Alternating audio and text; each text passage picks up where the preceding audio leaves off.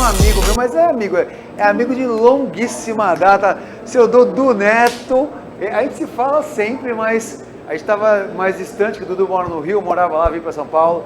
Mas Dudu é diretor técnico da rede Bodytech, certo? É o cara que mais estuda e mais traz conhecimento pra gente. Eu aprendo muito com esse cara. Eu já entrevistei ele diversas vezes no meu ex-programa na Globo. E é sempre um aprendizado muito grande acompanhar o Dudu, um cara que viaja o mundo, trazendo novidades. E tem papo, não falta. Dudu, obrigado por estar aqui, irmão. Bom, prazer. Muito Obrigado. bom estar aqui depois de tanto tempo, né? Ver essa quantidade de gente. Acho que todo mundo, todo o mercado estava precisando disso, né? Eu voltei 2 semanas atrás, eu estava na Alemanha, fui na feira de lá. Foi na feira? E já via que já estava um movimento legal. Então acho que a sensação é muito parecida com o que a gente viu lá. E você que roda muitas feiras, você, Daniel Guimarães, você vai em muitos eventos, né, de fitness no mundo inteiro. Qual a proporção do Arnold em relação aos outros? Eu acho que de volume de pessoas talvez até seja maior, Juliano. Tá. Lá são 4 dias de evento, mas em relação ao envolvimento das pessoas, é muito diferente aqui. Acho que o Brasil, esse calor humano. Que acontece aqui, acho que não dá para replicar em nenhum lugar. Entendi. E depende das pessoas, né? Então acho que isso é um fator preponderante, é muito, muito interessante. E um evento muito eclético também, né? Você Muita tem coisa acontecendo. todos os públicos, né? Quando você junta o fitness com o treinamento de força e a nutrição, acho que isso é saúde, né? Legal. Dudu, agora há pouco a gente estava falando sobre treinamentos de força, inclusive, né? Não só para atletas de fisiculturismo e tal, mas para o idoso, por exemplo, né? A gente já conversou muito sobre formatos que você viu fora do Brasil, de academias específicas para idosos, né? Que aqui a gente está falando de fitness e tal, acho que é só molecada, mas o idoso hoje se conscientizou mais da importância do treinamento de força para ele. Você sente que o brasileiro sabe disso? Essa informação chega ao idoso, que ele precisa fazer musculação? Hoje, Juliano, acho que felizmente, principalmente pela conscientização e a recomendação médica, tem melhorado a cada vez mais. Tá. Porque uma coisa é você recomendar para o seu pai que ele tem que fazer um treinamento contra a resistência, e outra coisa é o médico chegar e falar, cara, você tem que, como prevenção ou tratamento de alguma comorbidade, você tem que fazer treinamento de força. É cada vez crescente. Eu acredito muito que a partir de agora, acho que foi um dos legados da pandemia, hoje em dia todo mundo passa como prioridade a saúde, tá. Entendeu? E no Brasil, infelizmente, a gente só vê gente na academia, é gente saudável, é gente bonita, é gente forte. Sarada. Eu sempre falo, 50% quer ganhar massa magra, 50% quer emagrecer. Quem mais precisa de saúde não está na academia. Perfeito. Então tem uma lacuna muito, muito grande para ser preenchida. 5% da população brasileira treina na academia. Tá. Quando você vai para alguns países na Europa, 22%. Nossa, que diferença. Então olha quanto... E a gente já é o segundo país no mundo com a maior quantidade de academias. O problema é que tem muita academia e pouca gente dentro da academia. Por que você deve isso, Dudu? Eu acho que primeiro essa cultura de estética muito forte, que faz parte disso, né? O brasileiro tem uma preocupação muito grande com percentual de gordura, com peso. Isso não é de forma nenhuma coisa ruim, né? Porque a gente está muito exposto aqui, né? Sei. O clima do Brasil é muito interessante isso. Você praticamente, talvez algumas cidades, né, que você usa uma época do ano um casaco mais pesado, mas você está o tempo todo se expondo, né? Então acho que isso corrobora muito para essa cultura, mas eu acho que as pessoas precisam realmente... o profissional de educação física tem que estar preparado para ele atender essas pessoas que buscam saúde, que é completamente diferente, não é? Vocês da Rede Bodytech, vocês têm academias no Brasil inteiro, né? Sem dúvida. E eu queria saber, existe muita diferença de público, do consumidor final, de aluno, sei lá, de Brasília para São Paulo, por exemplo? Quanto aos objetivos, não. Todo mundo quer ficar forte e todo mundo quer emagrecer. Tá. Se uma mulher hoje em dia, provavelmente, quando a gente fala em termos de saúde, é entre 23% de gordura. Você vai falar para uma mulher que ela está com 20% de gordura, que ela está bem, ela quer ter 10, 9, 8, 7. Que nem é saudável. Que sem dúvida, depende, né, como você alcança isso. Mas o que mais destoa, Juliano, é a questão da percepção do corpo, da estética. Você conhece bem o Rio de Janeiro lá? Sim. É um percentual de gente muito forte, as mulheres, né, com muita massa muscular. Aqui no Rio, aqui em São Paulo, já é um padrão mais longilíneo, é mais o outfit, né? Ela fica um pouquinho mais seca, são padrões completamente diferentes. O Nordeste é muito pesado, muita gente da maromba, da força, e aí muda muito. você for pensar, a gente pode falar até em moda sobre isso, porque a mulher em São Paulo, ela quer estar mais magra, menos forte, menos volume, porque ela aqui consegue usar uma roupa mais, talvez mais chiquezinha, digamos exatamente, assim. Né? Fica ela. No Rio, ela está muito calor. Dela, exatamente. Não é isso? Então acho que isso aí tem tudo a ver. Eu mesmo não usava calça de alfaiataria no Rio, que eu morria de calor. Não dá para usar. Aqui já dá, né? Então tem a ver com isso. Sem dúvida, sem dúvida. Eu falei inclusive com o Daniel Guimarães hoje, do formato meio que híbrido da Bodytech e da Vogue, por exemplo, que é um formato mais funcional, meio que tudo integrado, né? Você acha que depois da pandemia, ou durante a pandemia, esse tipo de formato de academia pode ganhar mais força, assim, a pessoa de repente começa a pensar mais, cara, eu gosto de fazer várias coisas ao mesmo tempo, eu sou um cara que você conhece, eu gosto de musculação, mas eu gosto de crossfit, mas eu gosto de correr, mas eu gosto de fazer um LPO, para mim funciona. Você acha que isso pode ser, pode ter um crescimento? O que eu acho que tem uma coisa que acho que a gente precisa mudar, até para você tentar aumentar os 5%.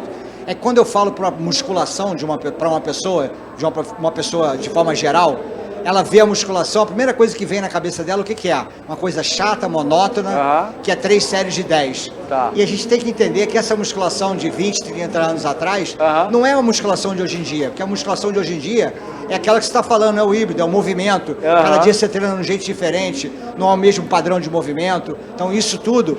Eu acho que é um dever de casa do profissional de educação física. Perfeito. Mostrar pro cara que a musculação é igual assim, eu não gosto de fazer ginástica aeróbica. Não tem mais ginástica aeróbica, entendeu? Mudou. Ninguém fica correndo dentro de uma sala. Então, acho que essa questão muda muito, cara. A prescrição mudou muito. Tá. E para você ser dinâmico, né? Para você ser diferente, ser prazeroso, a pessoa tem que gostar. Então pode ser que você vai ter aquele cara que gosta de fazer 3 séries de 10 no supino, vai para o desenvolvimento, depois do tríceps. Mas tem muita gente que não gosta disso, que quer interagir, cada dia quer E, cara, o treinamento funcional combinado com o de força te permite uma experiência completamente diferente. Entendi. E principalmente quando todas as academias estão na mesmice, porque todo mundo faz a mesma coisa. Eu não posso estar prescrevendo uma série melhor do que o teu personal. Se eu estiver fazendo uma coisa melhor, eu estou fazendo besteira. Isso talvez seja o papel, quer dizer, é o papel do profissional de educação física Sem de orientar, dúvida. né? Isso. Mas nem sempre o aluno busca isso, não busca o profissional, né? Ele ouviu um treino que funciona. Eu acho que hoje em dia a mídia, né, toda, vocês todos, fizeram um belo trabalho que grande parte da população sabe que fazer atividade física é importante. Entendi. Principalmente após a pandemia. Tá. Todo mundo está na prioridade, talvez o medo de morrer, hoje em dia, vai levar as pessoas a se exercitarem mais. Perfeito. O Brasil, cara, 50% da população, ela é sedentária, entendeu? Eu estava falando com a Fernanda agora há pouco, eu tenho estudado emagrecimento e obesidade. Tá. E a média de peso, ganho de peso da população americana durante a pandemia foi de 12 quilos. Isso é preocupante pra caramba, média de 12 quilos. 12 quilos. E isso muito relacionado a estresse, sono. Não é só aumento de comida, é claro que pouca atividade física contribuiu, mas é um conjunto de fatores, não é uma coisa só. Que coisa. E o Dudu é um cara muito democrático, porque ele sabe falar de qualquer área. Você pode falar até do profissional aí que ele entende, ele sabe a fisiologia da história, ele sabe falar com criança, sabe falar com idoso.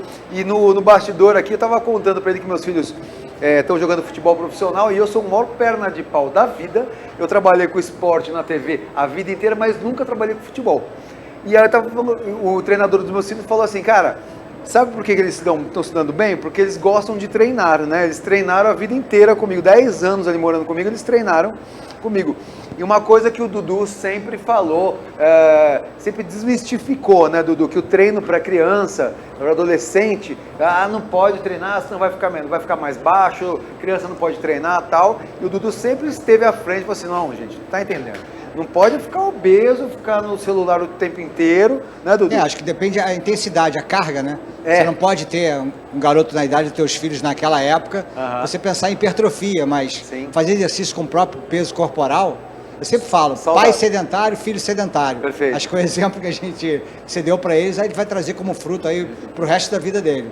E a Rede Bodytech, como que ela enxerga para criança e adolescente? A gente quer, como é uma empresa voltada para a família, a gente atende ao bebê de 6 meses à pessoa de 70 anos, da melhor idade. Então a gente quer que esse cara consuma o maior tempo de vida com a gente, que ele gaste tempo. Então se tem que oferecer atividade para para esses gostos, né? Então acho que isso a formação do profissional é muito importante. Dudu, me conta o que você veio fazer no Arnold esse ano.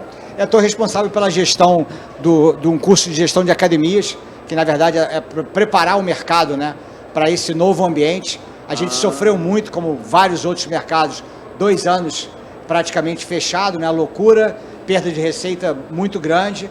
A gente desabou, mas acho que o mercado foi muito resiliente, entendeu? E trouxe alguns aprendizados muito importantes. Eu enxergo que principalmente a questão hoje em dia de você sobrevivência, é você ter eu acho que o online não é uma coisa que vai preponderar para o resto da vida, mas é uma coisa nice to have. Você vai ter que ter.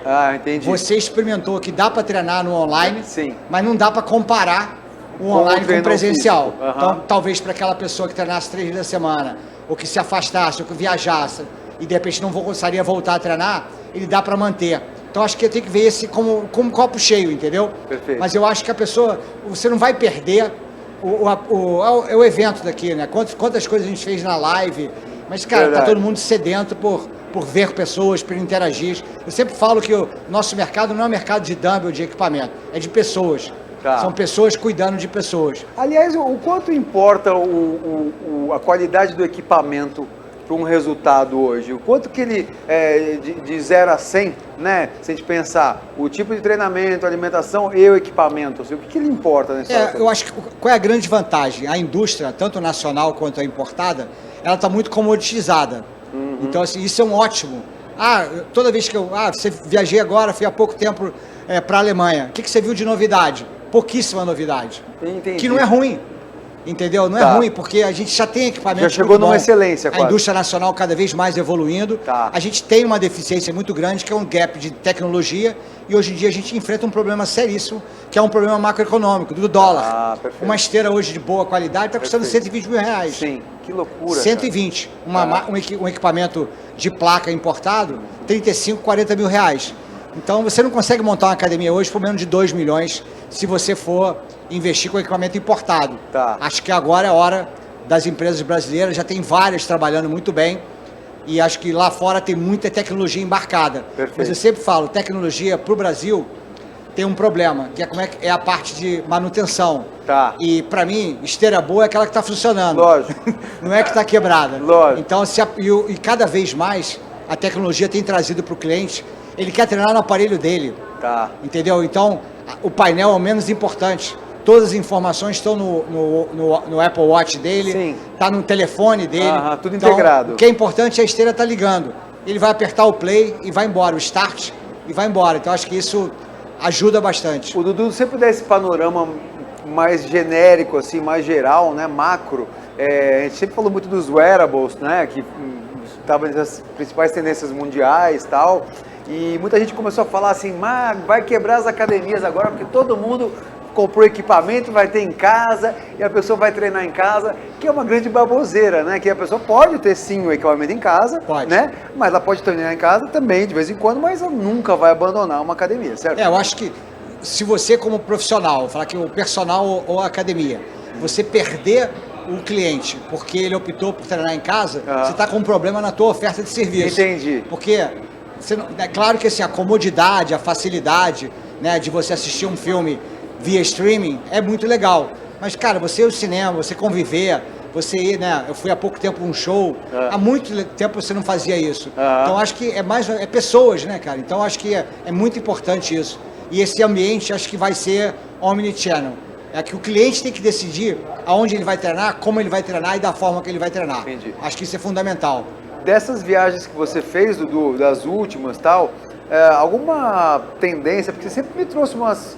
Ju, vai bombar tal coisa, vai bombar tal coisa. Alguma coisa nova ou agora realmente foi uma manutenção pós-pandemia? Acho que cada vez mais a gente vê essa parte de LPO, levantamento de peso olímpico, de funcional, principalmente nos Estados Unidos e na Europa, onde os jovens aprendem na escola, no colegial e na universidade a utilizar. Aqui, um rapaz de 18 anos, ele nunca deve ter feito um agachamento, um sumô, alguma coisa assim, porque não faz parte da cultura do povo, entendeu? Mas uma coisa que eu tenho visto muito, e a gente está pensando muito em investir nesse assunto, é a questão da saúde mental. A gente sempre trabalhou o exercício bacana. como saúde mental, Perfeito. mas era um efeito consequência de você treinar. Perfeito. Eu acho que as pessoas hoje em dia estão precisando muito, estão muito estressadas e acho que a academia tem que ter um pouco menos porrada, menos intensidade para Tá. algumas pessoas e ser um pouco mais prazerosa. Mais social. Social, prazerosa. As pessoas vão hoje em dia. É impressionante, Juliano, após a pandemia, como mudou o comportamento das pessoas. Tá. Você não vê tanta gente correndo na esteira. Sabe por quê? O cara está trabalhando. Ele está respondendo mensagem, ele está fazendo Zoom, ele está com o celular ligado por conta do home office e as pessoas estão gastando mais tempo na academia. Entendi. A gente tem algumas academias que o consumo de bebida, café, mate, refrigerante, suco, açaí e todas essas conveniências triplicaram nesses últimos 4 meses. Entendi. A pessoa está ficando mais tempo. Por causa do social. Exatamente, porque está Entendi. precisando interagir. Isso serve também para alimentação, né? Sem O dúvida. lance até é o contrário da compulsão alimentar, tudo vem da E cabeça. aí as academias têm que se apropriar desse local, porque tem que ser um ambiente que seja possível a pessoa conversar e interagir. As pessoas estão carentes de conexão. Entendi. Acho que esse é um ponto que a academia tem que pensar, e você, profissional, e você, como gestor, você tem que pensar nisso. Como é que você conecta as pessoas? Como é que você conecta você do CrossFit com o cara do LPO, com o cara da musculação, Sim. com o marombeiro, com o cara Isso. da selva? Exatamente. Então, acho que esse é o desafio. Então é isso. Você vai ficar os 3 dias aqui? Eu vou embora amanhã, que domingo eu tô indo viajar. Lá vai pra onde, Dudu? Vou para os Estados Unidos, tem um evento lá para participar. Que legal. Vou tirar uma semana de férias. Vou tentar te arrastar amanhã para mais um papo, porque rende muito, né? Rende muito, Dudu. Maior prazer. Poxa, muito obrigado. Meu Parabéns aí irmão. pela Parabéns iniciativa. você. E é muito bom ver o evento bombando Temos aqui. um documentário engatilhado que não acabou. Vamos acabar aquele documentário? Não, estamos vergonha na cara, gente. Vamos tomar vergonha na cara, porque tá tudo guardado. A gente começou o documentário, a gente tem que terminar esse documentário. Tem mesmo, tinha até esquecido.